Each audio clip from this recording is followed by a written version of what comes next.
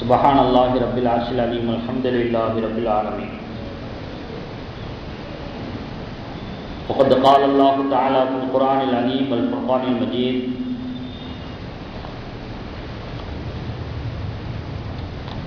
إن الدين عند الله الإسلام. وقال الله تعالى في آية أخرى: ومن يبتغي غير الإسلام دينا فلن يقبل منه. صدق الله العظيم.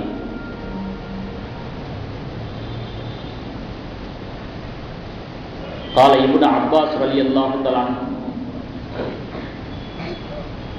قال رسول الله صلى الله عليه وسلم: لتزخرفنها كما زخرفت اليهود والنصارى وكما قال عليه الصلاة والسلام.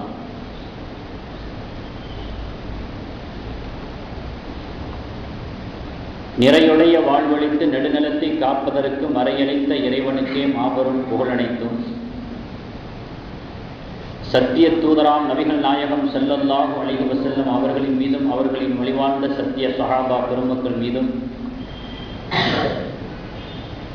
நம் அனைத்து நல்லடியார்களின் மீதும் ஏக வல்லோனின் சாந்தியும் சமாதானமும் என்றென்றும் நின்று நிலவட்டமாக. கண்ணியத்திற்குரிய இஸ்லாமிய பெரியோர்களே, சகோதரர்களே, நல்லடியார்களே, கடந்த வார ஜும்மாவிலே கியாமத் நாளுடைய அடையாளங்களான பெருமானார் ஸல்லல்லாஹு அலைஹி வஸல்லம் அவர்கள் சொல்லி சென்ற முன் அறிவிப்புகளில் எதுவெல்லாம் நிகழ்வுக்கு வந்துவிட்டதோ அப்படிப்பட்டவைகளை ஆரம்பமாக ஒரு சிலதை கூறினோம். கடந்த வாரத்திலே ஜும்மாவிலே சிறிய அடையாளங்களாக நாம் 2 விஷயங்களை குறிப்பிட்டோம். முஸ்லிம்கள் கடல் நுரையை போன்று இருப்பார்கள், வெள்ளத்தினுடைய நுரையை போல இருப்பார்கள். ஆனால் எதிரிகளிடத்திலே எந்த விதமான பலமற்றவர்களாக, எந்த விதமான பாதுகாப்பு பெறாதவர்களாக அவர்களுடைய நிலைப்பாடு இருக்கும் என்று பெருமானார் ஸல்லல்லாஹு அலைஹி வஸல்லம் அவர்கள் சொன்னார்கள். அதையும் ஒரு அடையாளமாக நாம் குறிப்பிட்டோம். அடுத்ததாக ஆங்காங்கே பூகம்பங்கள் அதிகமாகிவிடும் என்று சொன்னார்கள். அதையும் கிட்டத்தட்ட ஒரு 100 வருடத்திலே எத்தனை பூகம்பங்கள் ஏற்பட்டது, எத்தனை பாதிப்புகள் ஏற்பட்டது, எத்தனை உயிர்ப்பலி ஏற்பட்டது என்பதையெல்லாம் புள்ளி விவரத்தோடு வருட குறிப்போடு நாம் சொன்னோம். ஆக 2 சிறிய அடையாளங்களை பற்றி கடந்த ஜும்மாவிலே நாம் பேசினோம். அதனுடைய தொடர்ச்சியாக 3வது அடையாளமாக பெருமானார் ஸல்லல்லாஹு அலைஹி வஸல்லம் அவர்கள் சொல்லி சென்ற விஷயம் இன்று நடைமுறையிலே இருந்து கொண்டிருக்கிறது. என்னவென்று சொன்னால், அல்லாஹ் தஆலா திருமறையில சொல்கிறான்: இன்னத்தீன இன்தல்லாஹில் இஸ்லாம். அல்லாஹ்விடத்திலே அங்கீகரிக்கப்பட்ட மார்க்கம் அது இஸ்லாம் தான் என்பதாக சொல்கிறான். வமை யப்தகி கைரல் இஸ்லாமி தீனன் ஃபலன் யுக்பல மின்ஹு. இஸ்லாம் அல்லாத பிற மார்க்கங்கள் அல்லாஹ்விடத்திலே ஒப்புக்கொள்ளப்பட மாட்டாது என்பதாக அல்லாஹ் சொல்கிறான். அப்படிப்பட்ட இந்த இஸ்லாமிய மார்க்கத்தை, இஸ்லாத்தை, அதனுடைய நுட்பங்களை, நுணுக்கங்களை, தத்துவங்களை, யதார்த்தங்களை எல்லாம் சஹாபாக்களை வைத்து ஆரம்ப காலத்திலே அல்லாஹ் பாதுகாத்தார். ஏனென்றால் சஹாபாக்கள் நபி ஸல்லல்லாஹு அலைஹி வஸல்லம் அவர்களுடைய காலத்திலே வாழ்ந்தவர்கள், அவர்களுடைய பாசறையிலே பயின்றவர்கள், அவர்களின் மூலமாக பக்குவம் பெற்றவர்கள். அவர்களை வைத்து அல்லாஹ் தஆலா இஸ்லாத்தை பாதுகாத்தார். அவர்களுக்கு பின்பாக, அவர்களுக்கு பிறகு பல வருடங்கள் உருளோடிவிட்ட நிலையிலே இன்று எந்த நிலையில் இந்த இஸ்லாம் இருந்து கொண்டிருக்கிறது என்பதை பெருமானார் ஸல்லல்லாஹு அலைஹி வஸல்லம் அவர்கள் அப்பொழுதே சொல்லிவிட்டார்கள். இனி வரக்கூடிய காலங்களிலேயும் இஸ்லாம் என்ன நிலையில் இருக்கும் என்பதையும் அந்த அடையாளத்திலே தெளிவுபடுத்தி சொல்லிவிட்டார்கள். என்ன சொன்னாங்க?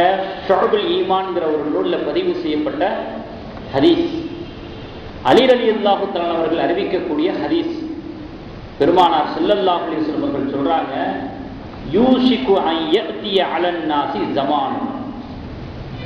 கியாமத்தினுடைய நெருக்கத்திலே வெகு விரைவிலே மக்களிடத்திலே ஒரு காலம் வரும். அது எப்படிப்பட்ட காலமாக இருக்கும்? லா யபகா மினல் இஸ்லாமி இல்லஸ்முஹு, இஸ்லாம் என்ற பெயரை தவிர வேற எதுவும் மிச்சம் இருக்காது. இஸ்லாம் வெறும் பெயரளவிலே உலவிக் கொண்டிருக்கும், நிலவிக் கொண்டிருக்கும். பெயரை தவிர வேற எதுவும் மிச்சம் இருக்காது. வலா யபகா மினல் குர்ஆனி இல்லா ரஸ்முஹு, குர்ஆனை பொறுத்த மட்டிலே வார்த்தைகள் தான் இருக்குமே தவிர முஸ்லிம்களுடைய வாழ்க்கையில் இருக்கிறார். வார்த்தை அளவுல பார்த்துக்கலாம், இதுதான் குர்ஆன். இந்த குர்ஆன் எதுக்காக வேண்டி இறக்கப்பட்டுச்சு அப்படிங்கிறதுக்கான வாழ்க்கை நிலைப்பாடுகளை முஸ்லிம்களுடைய வாழ்க்கையில பார்க்க முடியாது. அடுத்து சொன்னாங்க, மசாஜிதுஹும் ஆமிரத்துன், அவர்கள் கட்டக்கூடிய பள்ளிவாசல்கள் எல்லாம் உயர உயரமாக இருக்கும். வஹிய ஹராபும் மினல் ஹுதா, ஆனால் அவைகளெல்லாம் நேர்வழியற்றதாகவே இருக்கும். எதற்காக வேண்டி பள்ளி வாயில்கள் இருக்கிறதோ அதனுடைய நோக்கம் சிதைக்கப்பட்டதாகத்தான் இருக்கும்.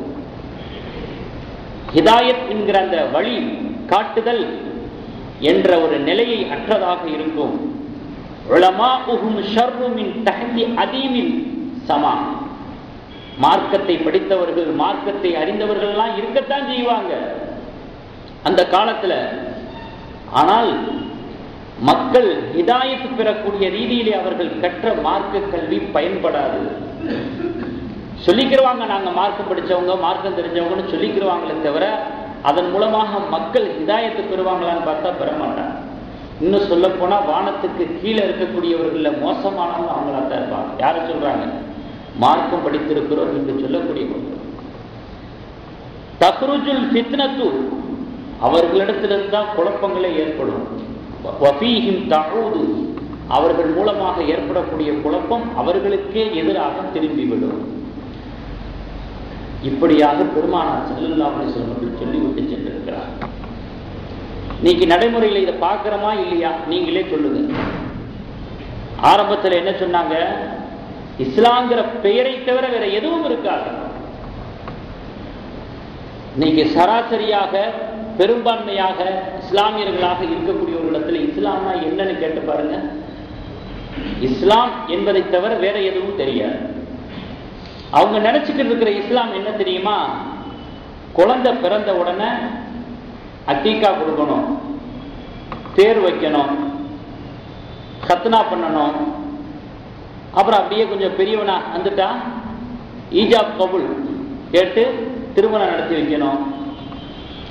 அதுக்கு பிறகு மௌத்தாகிட்டா ஜனாசா தொழுக வச்சு கபூர்ல அடக்கம் பண்ணணும். இதுதான் இஸ்லாம்னா. இதுதான் நிறைய பேர் விளங்கி வச்சிருக்கிறீங்க. இது தவிர வேற என்ன தெரியுங்கிற? ஒரு யூகேஜி படிக்கிற பிள்ளை, 1வது படிக்கிற பிள்ளை, நம்ம பிள்ளை கேட்குது, அல்லாஹ்னா யாரு? ஏன் அவனை அல்லாஹ்னு சொல்றோம்? கேட்குது. பதில் சொல்ல முடியுமா? நம்மளால விவரிச்சு சொல்ல முடியுமா? அந்த ஈமான் அப்படியே அதனுடைய உள்ளத்துல விளக்காக ஏற்ற முடியுமா? அதெல்லாம் நீ மாசாவுக்கு போகும்போது அதெல்லாம் சொல்லி கொடுப்பாங்க. இப்பெல்லாம் அதெல்லாம் கேட்கக்கூடாது. இப்படில சொல்லிடுவோம். ஏன்? நமக்கே தெரியாது. இப்படியான ஒரு நிலையில இஸ்லாம் இருந்து கொண்டிருக்கிறது. இரண்டாவது, லா யப்கா மினல் குர்ஆனி இல்லா ரஸ்முஹு, குர்ஆன் வார்த்தைகள் அளவுல இருக்கும், வாழ்க்கையில இருக்காது. அப்பவே 1400 வருடங்களுக்கு முன்பாகவே, 1436 வருடங்களுக்கு முன்பாகவே நம்முடைய வாழ்க்கையினுடைய லட்சணம் எப்படி இருக்குங்கிறத சொல்லிட்டு போயிட்டாங்க. வார்த்தைகள்ல தான் பார்க்க முடியும், குர்ஆன் வாழ்க்கையில பார்க்க முடியும். இன்னைக்கு நிறைய தவறான பழக்கம் என்னன்னு கேட்டா, கோபத்திலையும் சண்டையிலையும் குர்ஆனை இழுக்கிறது. குர்ஆன் மேல சத்தியமா, இல்லாட்டி எதிர்பார்த்துட்டு கேட்கறது, இங்க குர்ஆன் மேல சத்தியம் பண்ணி பார்க்கலாம், இதுக்கு தான் குர்ஆனா? இன்னும் சொல்ல போனா இது பாவம் வேற. அல்லாஹ் அல்லாத பொருளின் மீது சத்தியமிட்டால் அவர் காஃபிராகி விடுவார். நபி ஸல்லல்லாஹு அலைஹி வஸல்லம் அவர்கள் கண்டிச்ச விஷயம். குர்ஆனை சத்தியம்ன்றதுக்காக இறக்கப்படலை, அது சத்தியத்தை போதிக்கக்கூடிய வேதம். அதன்படி தன்னுடைய வாழ்க்கையை அமைத்துக் கொள்வதற்காக வேண்டி இறக்கப்பட்ட வேதம். அதை சத்தியத்துக்கு யூஸ் பண்றதுக்கு அல்ல இறக்கல. இப்படியாக விளங்கி வச்சிருக்கிறோம். ஏதோ சத்தியம் பண்றதுக்கு ஏதோ ஒரு வேதம்னு ஒன்று இருக்குது உங்களுக்கு. அதே போல குர்ஆன் அப்படின்னு சொல்லிவிட்டு அது ஒரு விதமான ஒரு கண்ணியம் பயம் அதெல்லாம் இருக்க வேண்டியதான், அதுக்கெல்லாம் சவாப் இருக்குது. அதோட நிறுத்திக்கிறமே, அதான பிரச்சனை. குர்ஆன் எடுத்து பள்ளிவாசல்ல 5 குர்ஆனை வாங்கி கொடுத்து வக்ஃப் பண்ணிட்டா முடிஞ்சு போச்சு நினைச்சுக்கிட்டு இருக்கிறோம். சரி, அதுக்கு அல்லாஹ் சவாபை தருவான், அதை மறுக்கிறதுக்கு இல்லை. அதோட குர்ஆனுடைய தொடர்பு நம்மை விட்டு முடிந்து விட்டதா அப்படிங்கிறதெல்லாம் மறுமையினுடைய கேள்விக்குறி இருக்கிறது. குர்ஆனை படிக்கணும், அர்த்தத்தை விளங்கணும், ஆய்வு செய்யணும், அமல்கள் செய்யணும், அடுத்தவங்களுக்கு அதை எடுத்து சொல்லணும், அதன் மூலமா உள்ளட்சம் பெறணும், பாவங்கள்ல இருந்து தவிர்த்துக்கிறணும், நன்மைகளை செய்யணும், நல்லவர்களோட இணையணும், மற்றவங்களை அரவணைக்கணும், மனைவியுடைய ஹக்குகளை நிறைவேற்றணும். அது குர்ஆன் போதிக்கக்கூடிய பாடம். தாய் தகப்பனுடைய மரியாதை என்னன்னு தெரிஞ்சுக்கிறோம், அதை குர்ஆன் போதிக்கக்கூடிய பாடம்.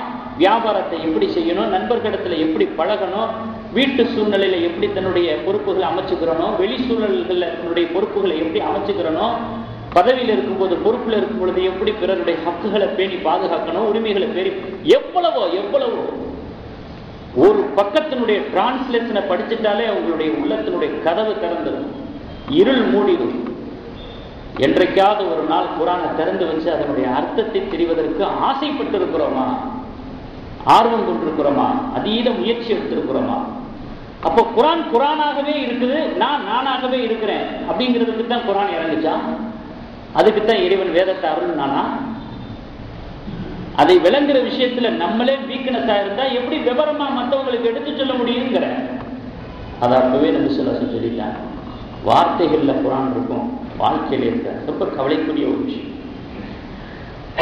ஆமிரத்துன் மசாஜிதுஹும் ஆமிரத்துன், உயரமா பள்ளிவாசல்களை கட்டி வச்சிருப்பாங்க. அந்த பள்ளிவாசல்களுடைய நோக்கம் என்னவோ அதை நடைமுறையிலேயே நாம் பார்க்க முடியாது. அலங்கரிக்கிறது, நிர்வகிக்கிறது, பணம் அதற்காண்டி செலவு பண்றது அதில் சவாப் இருக்குது, இல்லைன்னு சொல்ல வரல. பள்ளிவாசல்களை சுத்தமா வச்சுக்கிறணும், பராமரிப்பு செய்யணும், அழகாக வச்சுக்கிறணும். இதற்காக அல்லாஹ் சவாபு கொடுப்பான். அதற்காக வேண்டி மட்டும்தான் பள்ளிவாசல்களா? இபாதத்துக்களை வச்சு அமல்களை வச்சுதான் அதுக்கு பேர் பள்ளிவாசல். மாணவர்களை வச்சுதான் படிக்கக்கூடிய வகுப்பறைகளை வச்சுதான் ஸ்கூலு. வெறும் கட்டிடத்துக்கு பேர் ஸ்கூல் அல்ல. வந்துட்டு போறவங்க என்ன செய்யறாங்களோ அதை வச்சுதான் அது ஸ்கூலா இல்லையான்னு சொல்ல முடியும். வெறும் கட்டடத்துக்கு பேர் பள்ளிக்கூடம் அல்ல. அதே மாதிரி இது வணக்கங்கள் தொடர்ந்து நடந்து கொண்டே இருக்க வேண்டும்.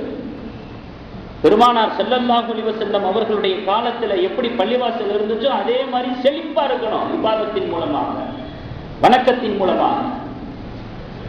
ஏதோ வந்து குனிஞ்சு நிமிர்ந்துட்டு போறதுக்கு பேர் அல்ல இது.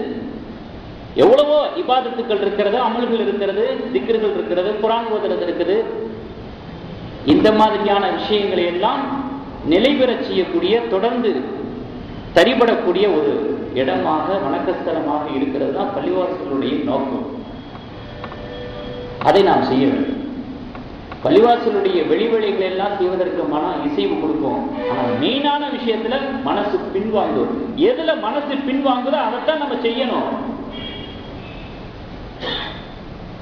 உதாரணத்துக்கு நான் சொல்லுகிறேன்,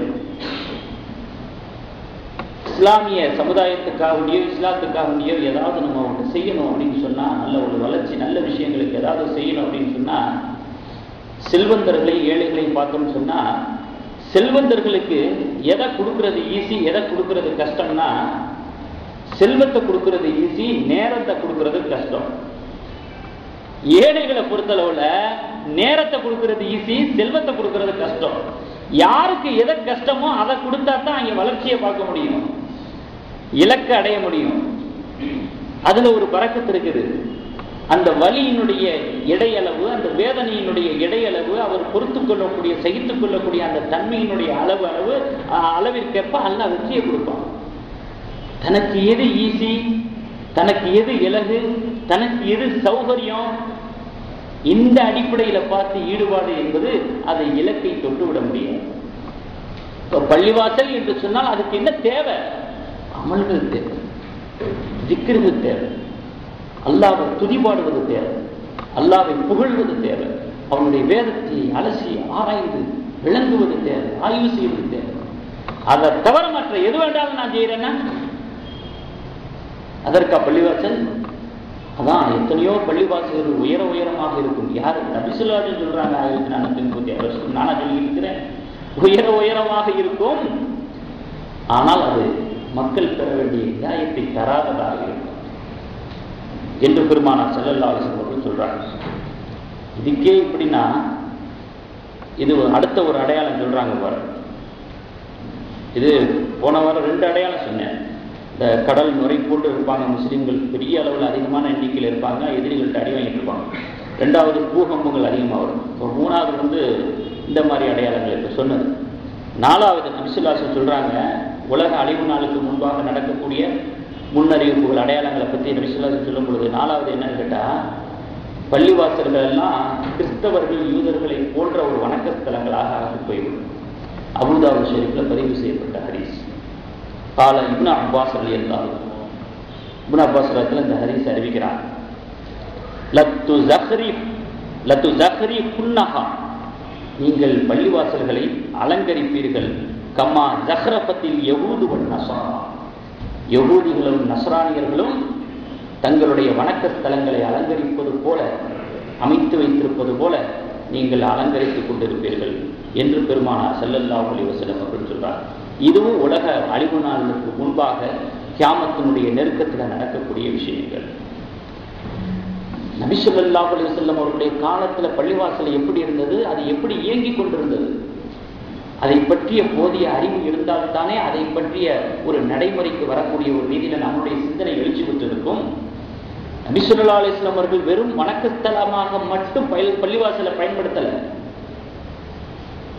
குர்ஆன் ஹதீஸுகளை ஆய்வு செய்யக்கூடிய, ஆராய்ச்சி செய்யக்கூடிய, பாடம் பெறக்கூடிய, பாடம் போதிக்கக்கூடிய ஒரு மதரசாவும் பள்ளிவாசல்களாக இருந்தது. வழக்குகளை விசாரிக்கக்கூடிய நீதிமன்றங்களாக இருந்தது. ஆலோசனைகளை தரக்கூடிய, ஆலோசனைகளை பரிமாறக்கூடிய சட்ட சபைகளாக இருந்தது. ஏன் திருமணம் நடத்தி வைக்கக்கூடிய திருமண மண்டபங்களாக கூட பள்ளிவாசல்கள் இருந்தது. நபி ஸல்லல்லாஹு அலைஹி வஸல்லம் காலத்துல பள்ளிவாசல் வச்சுதான் எல்லாம். அப்படியா?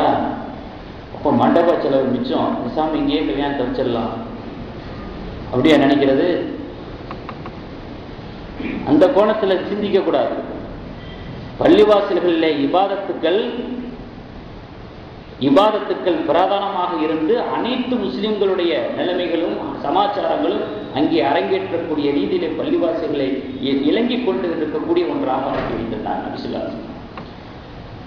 இபாதத்துக்களை மெயினா வச்சு அதனுடைய மற்ற அனைத்து சமாச்சாரங்களும் நடக்கக்கூடிய ஒன்றாக இருந்துச்சு.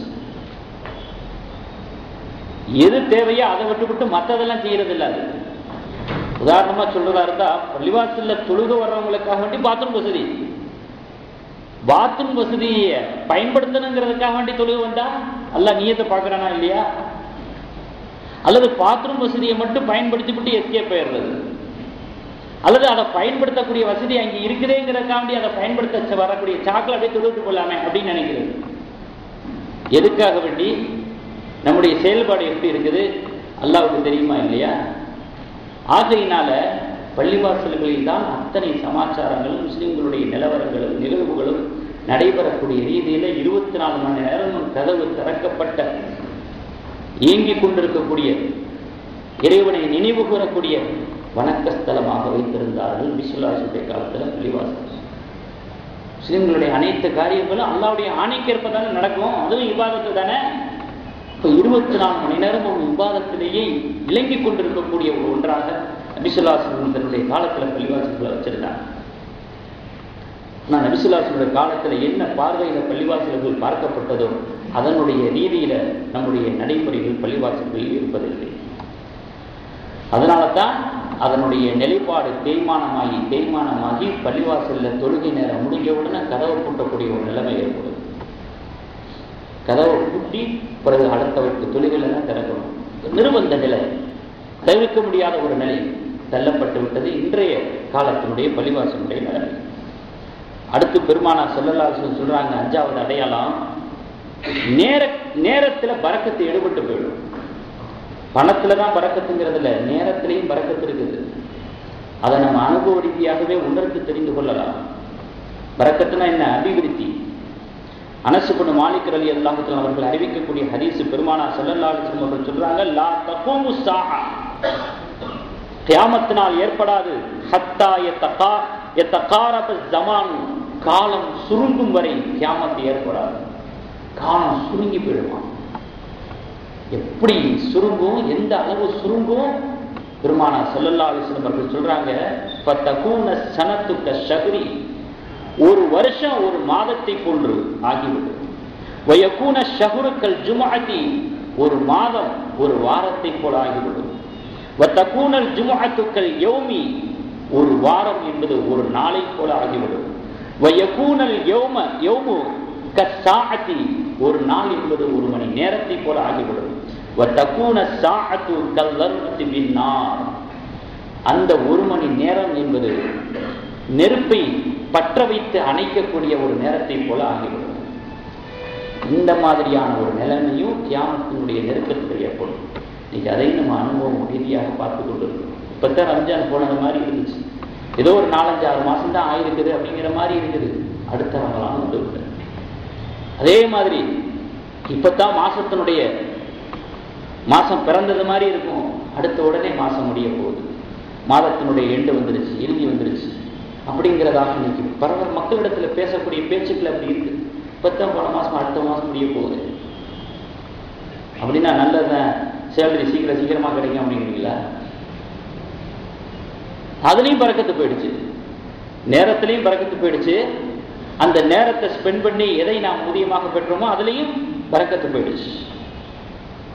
ஆனால் ஆரம்ப காலங்கள்ல அல்லாஹ் தஆலா நேரங்கள்ல அவ்வளவு பறக்கத்து வச்சிருக்கான். தப்சீர் ஜலாலைன்னு சொல்லிட்டு ஒரு தப்சீர் இருக்கு, அல்லாமா சுயூத்தி ரஹ்மத்துல்லாஹி அவர்கள் எழுதின தப்சீர். அல்லாமா சுயூத்தி ரஹ்மத்துல்லாஹி அவர்கள் 15 ஜுஸுவுக்கு தப்சீர் எழுதினாங்க. எத்தனை நாட்கள்ல தெரியுமா? 40 நாள்ல அந்த தப்சீர் எழுதி முடிச்சுட்டாங்க, 15 ஜுஸுவுக்கு. அப்போ அவங்களுக்கு வயசு எத்தனை தெரியுமா? 22 வயசு. அந்த தப்சீர் ஜலாலைன் அப்படி அந்த தப்சீரை இன்னைக்கு எல்லா அரபி மதரசாக்கள்லையும் ஓதி கொடுக்குறாங்க. நானும் அதில் ஓதினவன் தான்.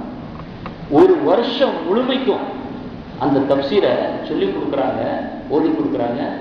ஒரு வருஷம் முடிஞ்சு கூட 10 ஜுஸுவை தாண்ட முடியல, வெறும் ஓதி கொடுக்கறது. அவர் தப்சீரை எழுதிட்டாங்க. 40 நாட்கள்ல 15 ஜுஸுவுக்கு தப்சீரை எழுதினாங்க. அவங்க எழுதி வச்ச தப்சீரை மாணவர்களுக்கு சொல்லிக் கொடுக்கறதுக்கு ஒரு வருஷம் பத்த மாட்டேங்குது. 15 ஜுஸுவை தொட முடியல, 10 ஜுஸை தாண்ட முடியல. அப்ப அவர்களுக்கு அல்லாஹ் தஆலா நேரத்துல பரக்கத்து கொடுத்தது இங்கே, இப்ப உள்ள காலத்துல நேரத்துல பரக்கத்து இருக்கிறது இங்கே. சிந்தித்து பார்த்து கடமை. அதே போல இப்னுல் ஜௌசி ரஹ்மத்துல்லாஹி அலைஹி மெம்பர் படியில் உட்கார்ந்து உரையாற்றினாங்க, பயன் பேசினாங்க. அப்ப அவங்க சொன்னாங்க, இந்த விரல்களால ஒரு நாளைக்கு நான் 4 பாகம் எழுதுவேன். கிதாபுகளை 4 பாகம், அதாவது 120 பக்கம். ஒரு நாளைக்கு 120 பக்கம் எழுதுவாங்க. மொத்தம் 2000 பாகம் எழுதியிருக்கிறாங்க. ஒரு நாளைக்கு 4 பாகம், அதாவது 120 பக்கம் அப்படிங்கிற அடிப்படையில் மொத்தம் 2000 பாகம் எழுதியிருக்கிறாங்க. 250க்கும் மேற்பட்ட நூல்கள் எழுதியிருக்கிறாங்க. அந்த அளவுக்கு அவங்க நேரங்களை வீணாக்காம பிரயோஜனமான முறையில் கழித்து இவ்வளவு நூல்களையும் கிதாபுகளையும் மார்க்க விஷயங்களையும் எழுதி பாகமாக பக்கங்களாக கொடுத்த காரணத்தினாலே தான் இன்றைய இஸ்லாத்தினுடைய எல்லா விதமான பிரச்சனைகளுக்கும் தீர்வை அதை நாம் பார்க்க முடிகிறது, விளக்கத்தை பெற முடிகிறது. அவர்கள் பாடம் நடத்தக்கூடிய சமயத்தில் சில சமயங்களில் வகுப்பறையிலே 1,00,000க்கும் மேற்பட்ட மாணவர்கள் இருப்பாங்க. அவர்கள் பாடம் நடத்தக்கூடிய சமயத்திலே பாட வகுப்பிலே அமைச்சர்கள் இருப்பார்கள், அமீர்கள் இருப்பார்கள், அரசர்கள் கூட உட்கார்ந்து கேட்பாங்க. அல்லாஹ் தஆலா அந்த அளவுக்கு அவர்களுக்கு எல்லாம் ஆற்றல் கொடுக்கும். திறமைங்கிறது இப்படி வரணுங்க. இன்ன வரைக்கும் அவங்களுடைய திறமையை பற்றி பேசிக்கிட்டு இருக்கிறோம் பாருங்க, அவர்களுடைய ஆற்றலை பற்றி பேசிக்கிட்டு இருக்கிறோம் பாருங்க. இஹ்லாஸாக இருந்தால் நம்முடைய திறமை என்னங்கிறத அல்லாஹ் தஆலா எத்தனை வருடங்கள் உருண்டோடினாலும் மக்களுக்கு காமிச்சு கொடுத்துட்டே இருப்பான். குறுக்கு வழியில தனக்கு திறமை இருக்குன்னு தேட முயற்சிக்க கூடாது, அது நிலைக்காது. இன்னைக்கு பாத்தீங்கன்னா தன்னுடைய திறமையை காட்டுறதுக்கு ஷரியத்தை பலிகடமாக ஆக்கிக்கிட்டு இருக்கிறாங்க. எனக்கு பேச்சாற்றல் இருக்குது, எனக்கு அரபி மொழியில புலமை இருக்குது அப்படிங்கிறத வெளியில காட்டுறதுக்கு, பிரபலமாகிறதுக்கு ஷரியத்தை மார்க்க விஷயங்களை பழிகாடாவாக ஆக்கி பிரபலத்தை தேடிக்கொண்டிருக்கிறார்கள். இன்னைக்கு சமீபத்தில் நடக்கக்கூடிய பிரச்சனைகளை எல்லாம் நீங்க தெரிஞ்சுக்கிட்டு தானே இருக்கிறீங்க. ரவுலா ஷெரீஃபை இடிக்கணும். ரவுலா ஷெரீஃப்னா என்னங்க? நபிசுல்லாஹுடைய அதை இடிக்கணும். சவுதி அரசாங்கத்தினால இடிக்க முடியலன்னா எங்களை அனுப்புங்க, நாங்க இடிக்கிறோம். ரொம்ப தேவை இப்ப உள்ள காலத்தில். ஒட்டுமொத்த முஸ்லிம்களும் யாருக்கு எதிராக நிற்க வேண்டிய ஒரு கட்டத்துல காலத்துல நம்ம வாழ்ந்துகிட்டு இருக்கிறோம், நிலையில இருந்துகிட்டு இருக்கிறோம். இந்த பிரச்சனை இப்ப தேவையா? அல்லாஹ் என்ன சொல்றான்? ததஹப ரீஹுக்கும், உங்களுக்குள் கருத்து வேறுபாடு கொண்டு குட்டையை குழப்பிக்கிட்டு இருந்தீங்கன்னா உங்களுடைய பலம் ததஹப ரீஹுக்கும் குன்றிவிடும். அல்லாஹ் சொல்லக்கூடிய வார்த்தையை யார் வாழ்க்கையில் எடுத்துக்கிறா? ஆரம்பத்தில் நபி ஸல்லல்லாஹு அலைஹி வஸல்லம் சொன்னது மாதிரி குர்ஆனுடைய வசனங்கள் வார்த்தைகளாக இருக்கும், வாழ்க்கையில் இருக்காது. உங்களுக்குள்ளேயே கருத்து வேறுபாடுகளை ஏற்படுத்தி கொண்டு குழம்பிக் கொண்டிருந்தால், நின்ற இடத்திலேயே நின்று கொண்டு நொண்டி அடித்துக் கொண்டால் உங்களுடைய பலம் குன்றிவிடும் என்று அல்லாஹ் சொல்லுகிறார். இந்த பிரச்சனை இப்ப தேவையா? எல்லாத்தையும் அமல் செஞ்சு முடிச்சாச்சா? எத்தனை சுன்னத்துக்கள் இருக்கு, வாஜிபுகள் இருக்கு, ஃபர்லுகள் இருக்கு, எல்லாத்தையும் நாங்கள் செஞ்சு முடிச்சிட்டோம். மேல் மிச்சமா அடுத்து இந்த வேலையில இறங்க போறோமா? தொழுகை இல்லாம இருக்கிறாங்க, தொழுகையினுடைய பயபக்தி இல்லாம இருக்கிறாங்க. அந்நிய கலாச்சாரத்தினால, மேற்கத்திய கலாச்சாரத்தினால இஸ்லாமிய கலாச்சாரத்துல அடி விழுந்துபட்டு போய் கிடக்குது, புதைக்கப்பட்டு கிடக்கிறது. காலையில் இருக்கக்கூடிய ஈமான் மாலையில் இருக்க மாட்டேங்குதுங்க. நபி ஸல்லல்லாஹு அலைஹி வஸல்லம் அப்ப சொல்லி வச்சாங்க, கியாமத்தினுடைய நெருக்கத்துல காலையில ஈமான் தெரியா இருப்பாரு, மாலையில காபிராயிடுவார். மாலையில ஈமான் தெரியா இருப்பாரு, காலையில காபிரா இருப்பார். கத்திரிக்காய் பிரச்சனைக்கெல்லாம், அந்த பிரச்சனை இந்த பிரச்சனைக்கெல்லாம் ஈமானை விட்டுட்டு வெளியே ஓடிக்கிட்டு இருக்கு நம்ம பிள்ளைங்க. ஒரு ரவுலா ஷெரீஃப் இடிக்கிறத பத்தி மக்களுக்கு உபதேசம் பண்ணிக்கிட்டு இருக்காங்க. என்ன வீரவசனம்? சவுதியால இடிக்க முடியலன்னா நாங்க இடிக்கிறோம். இதை பேச வேண்டிய நேரமா?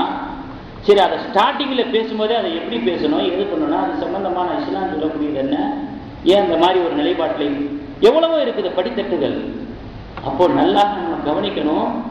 பிரபலமாகிறதுக்கு, பிரபலியமாகிறதுக்கு, 4 பேரை நம்மளை திரும்பி பார்க்கறதுக்கு, பிறருடைய கவனத்தை ஈர்க்கிறதுக்கு எதையாவது ஒன்றத்தை பேசணும். பல பேர்களை கொன்று குவிச்சு பிரதமராகிறதுக்கு முயற்சி பண்றதுக்கும், பல பேர்களுடைய உணர்வுகளை சாகடிச்சு ஒற்றுமைகளை சீர்குலைச்சு தன்னை பிரபலியப்படுத்திக்கிறதுக்கு என்ன வித்தியாசம்? ரெண்டும் ஒண்ணுதானே. ஒரு விஷய கருத்து வேறுபாடாக இருந்தால் அதை பேசுவதற்கு ஒரு முறை இருக்கிறது, ஒரு மஜ்லிஸ் இருக்கிறது, அணுகுமுறை இருக்கிறது, மென்மை இருக்கிறது. யாருடைய சொத்து மார்க்கம்? நம்ம வீட்டு சொத்தா கண்டபடி பேசுறதுக்கு? அல்லாஹ்வுடைய மார்க்கம் இல்லையா இது? நபி ஸல்லல்லாஹு அலைஹி வஸல்லம் சொன்ன அந்த குர்ஆனுடைய வசனங்கள் வார்த்தைகளாகத்தான் இருக்கும், வாழ்க்கையிலே இருக்க. ஆக இப்னுல் ஜௌசி ரஹ்மத்துல்லாஹி அலைஹி அவர்களுடைய அன்றைய திறமையில இஹ்லாஸ் இருந்ததுனால இன்று வரைக்கும் நம்ம பேசிக்கிட்டு இருக்கிறோம். அதே மாதிரி இப்னு ஜரீர் ரஹ்மத்துல்லாஹி அலைஹி சஹாபாக்கள் தாபியீன்களுடைய வரலாற்றுகளை எல்லாம் எழுதிய ஒரு வரலாற்று ஆசிரியர். தினசரி 40 பக்கங்கள் எழுதுவாங்களாம். இப்படியே கிட்டத்தட்ட 40 ஆண்டுகளாக எழுதியிருக்கிறார். சஹாபாக்கள் தாபியீன்களுடைய வாழ்க்கை வரலாறு. இது நல்லடியார்களுக்கு அல்லாஹ் கொடுத்த கிஃப்ட். நேரத்தில் அல்லாஹ்வுல பரக்கத் செஞ்சா, அதனால இது முடிஞ்சிச்சு. இப்ப நம்மளால நினைச்சு கூட பார்க்க முடியல, நேரத்துல பரக்கத்து எடுபட்டு போய்விட்டது. அடுத்து நபி ஸல்லல்லாஹு அலைஹி வஸல்லம் சொன்னாங்க, 6வது அடையாளம், மக்கள் எல்லாம் மஸ்ஜிதுக்கு விரைந்து வந்தாலும் கூட, தொழுவதற்காக விரைந்து வந்தாலும் கூட தொலை வைக்க முடியாம ஒருத்தர் இன்னொருத்தரை நீங்க போய் தொழுங்க அப்படின்னு தள்ளி விடுவாங்களாம், பின்வாங்குவாங்களாம். நான் வைக்க மாட்டேன். அதை பற்றிய விவரங்களை சொல்றாங்க பாருங்க. சமிஅத்து ரசூலுல்லாஹி ஸல்லல்லாஹு அலைஹி வஸல்லம், நபி ஸல்லல்லாஹு அலைஹி வஸல்லம் அவர்கள் சொல்ல நான் கேட்டேன். எப்போது அவர்கள் கூறினார்கள், இன்ன மின் அஷ்ராத்தி ஸாஅத்தி, கியாமத் நாளுடைய அடையாளங்களில் ஒன்று, ஐயத்ததாஃபஅ அஹ்லுல் மஸ்ஜித், ஒருவர் மற்றவரை தொழுகை நடத்துவதற்காக முன் தள்ளுவார்கள். இந்த காலத்துல எப்படி ஒரு நிகழ்வு நடக்கும், நீங்க போய் தொழுவீங்க. ஏன்னா தொழுவு வைக்கக்கூடிய அளவுக்கு விவரங்கள் தெரியாதவர்களாக ஆகிடுவாங்க. லா யஜிதூன இமாமன், தொழுவைப்பதற்கு தகுதியானவர்களை அவர்கள் பெற்றுக்கொள்ள மாட்டார்கள். யுஸல்லி பிஹி, தொழுகைக்காண்டி வந்திருக்கிறாங்க இல்லையா, வந்தவர்களுக்கு தொழுகை நடத்துவதற்கு தகுதியானவர்களை பெற்றுக்கொள்ள மாட்டார்கள். இப்ப இமாம் இருந்தா இமாம் தொழு வைப்பாரு, இமாம் இல்ல அதே அளவுல நான் தொழு வைக்கிறேன் அப்படின்னு முசல்லாவில் வந்து நிற்கிற அளவுக்கு யாருக்கு விவரம் தெரியும், அதை பற்றிய போதிய மார்க் அறிவு யார் பெற்றிருக்கிறா? இந்த சாம்பிளா நினைச்சு பாருங்களேன். இல்லை இமாம் இல்லைன்னா மோதினார் தொழு வைப்பாரு, மோதினார் இல்லை என்ன பண்ணுவீங்க? சரி, இப்ப இருக்கக்கூடிய இந்த நிலைப்பாடு இன்னும் தேர்ந்துக்கிட்டே போகும். கடைசியில் என்ன ஆயிடும் தெரியுமா? அடிசரசு சொல்றாங்க, தொழு வைக்கிறதுக்கு ஆள் இல்லாம அப்புறம் தனித்தனியா தொழுது போயிடுவாங்க. அந்த மாதிரி ஒரு நிலைமை, படுமோசமான ஒரு நிலைமை கியாமத்தினுடைய நாளையில, கியாமத்துக்கு முன்பாக வெகு விரைவில் வரும் என்பதாக பெருமானார் ஸல்லல்லாஹு அலைஹி வஸல்லம் அவர்கள் சொன்ன செய்தி அபூதாவுத் ஷரீஃபில் பதிவு செய்யப்பட்டதாக இருக்கிறது. அடுத்து 7வது அடையாளம் சொன்னாங்க, ஆட்சியாளர்களுடைய நிலைப்பாடு கியாமத்தினுடைய நெருக்கத்தில் எப்படி இருக்கும், பெண்கள் அவர்களுடைய தன்மைகள் எப்படி இருக்கும், முடிகள் எப்படி இருக்கும், அதையும் சொன்னாங்க. எப்படி இவ்வளவு காலங்கள் உருண்டோடி, பல வருடங்கள் உருண்டோடி இவ்வளவு கச்சிதமாக அப்பவே சொன்னாங்க அப்படிங்கிறதுல உண்மையிலே இது அல்லாஹ்வுடைய வார்த்தை. வமா யன்திகு அனில் ஹவா, பெருமானார் ஸல்லல்லாஹு அலைஹி வஸல்லம் அவர்கள் பேசின ஒவ்வொரு பேச்சும் அல்லாஹ்வுடைய அனுமதி இல்லாமல், நாட்டம் இல்லாமல் வெளியே வராது. அதனாலதான் இவ்வளவு கச்சிதமாக சொல்ல முடிஞ்சிச்சு. சில சொல்றாங்க, அபூ ஹுரைரா ரலியல்லாஹு அன்ஹு அவர்கள் அறிவிக்கக்கூடிய ஹதீஸ், கால ரசூலுல்லாஹி ஸல்லல்லாஹு அலைஹி வஸல்லம் சின்பானி மின் அஹ்லின் நார், 2 வகையினர்கள் நரகவாசிகள் அப்படின்னு சொன்னார். முதலாவது வகையினர் யார் அப்படின்னு சொன்னா, கோமுன், அது ஆட்சியாளர்களை குறிக்கக்கூடிய வார்த்தை, ஒரு கூட்டம், மஅஹும் சியாத்துன் கஅத்னாபில் பகரி, அவர்கள் சாட்டைகளை வைத்திருப்பார்கள். அந்த சாட்டை வந்து மாடுடைய வாளை போன்று இருக்கக்கூடிய நீல நீளமான சாட்டைகளை வைத்திருப்பார்கள். யத்ரிபூன பிஹன்னாஸ், அந்த சாட்டையை கொண்டு மக்களை அடிப்பார்கள். அப்படிப்பட்ட ஒரு கூட்டம் வரும், அவர்கள் நரகவாதிகள் அப்படின்னு நபி ஸல்லல்லாஹு அலைஹி வஸல்லம் சொன்னாங்க. இங்கே யாரை குறித்து சொல்றாங்கன்னா, ஆட்சியாளர்களை குறித்து சொல்றாங்க. மக்களுக்கு எதிராக செயல்படுவார்கள், மக்களுடைய நலனை கருத்தில் கொள்ள மாட்டார்கள். அப்படின்னா இன்றைக்கு மக்களுக்கு விரோதமான, மக்களுடைய நலனுக்கு எதிரான எத்தனை சட்டங்கள் இயற்றப்படுகிறதோ, எத்தனை மசோதாக்கள் இயற்றப்படுகிறதோ, என்னென்ன நடவடிக்கைகள் எடுக்கப்படுகிறதோ, மக்களுடைய வயிற்றில் அடிக்கிறது மாதிரி என்னென்ன நடவடிக்கைகள்லாம் ஆட்சியாளர்களிடத்தில் இருக்குதோ அதையெல்லாம் கையில வச்சிருக்கக்கூடிய சாட்டைக்கு ஒப்பிட்டு சொன்னார். சாட்டையில வச்சு அப்பாவி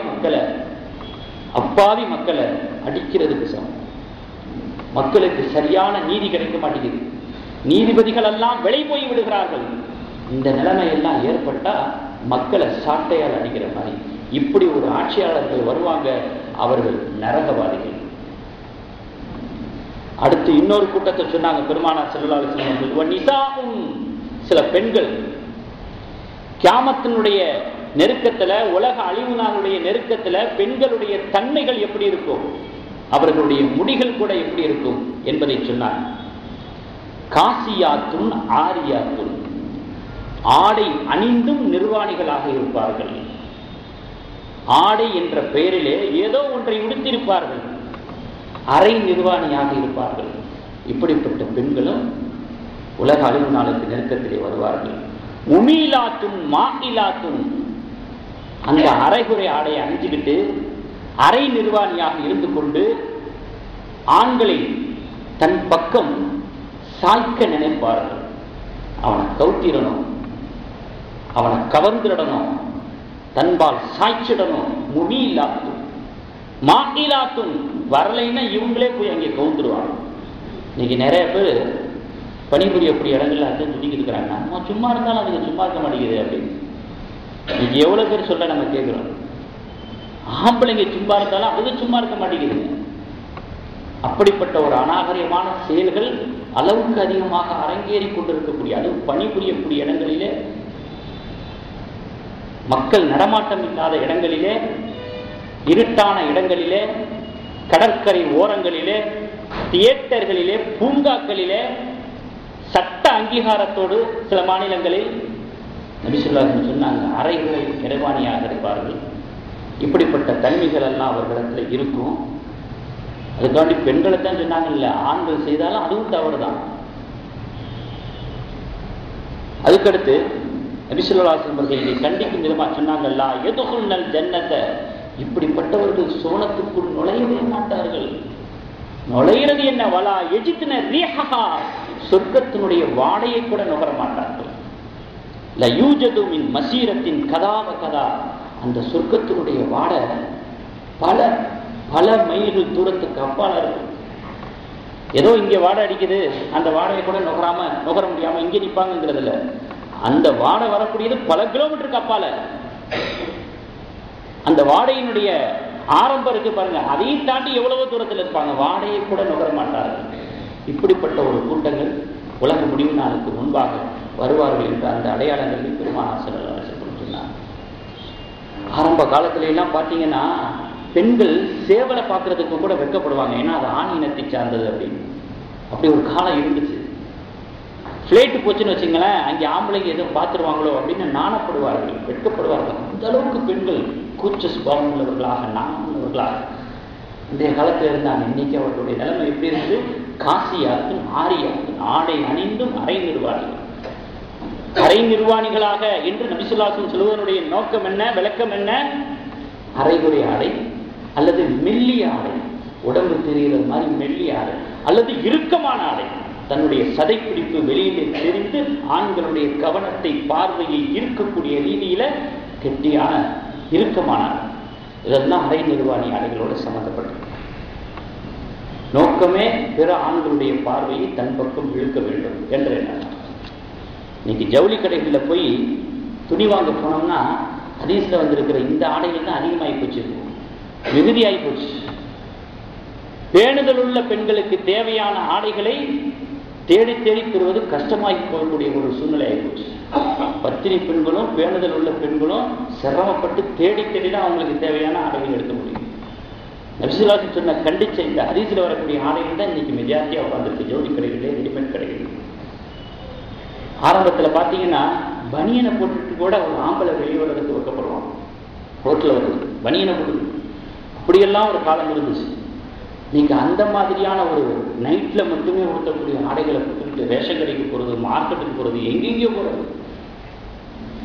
இன்றைய காலத்துல சர்வசாதாரணமாக அவைகள் நிகழ்ந்து கொண்டிருக்கு. எல்லாமே நேர்மாற்றமாக இருக்கு. ஒரு காலத்துல பேண்ட் போட்டுருப்பாங்க, எல்லாம் டவுசர் போட்டிருக்கிறவங்களை பார்த்துட்டு கிண்டல் பண்ணிக்கிட்டு இருப்பாங்க. இன்னைக்கு டவுசர் போடுறதே ஃபேஷன் ஆகிப்போச்சு.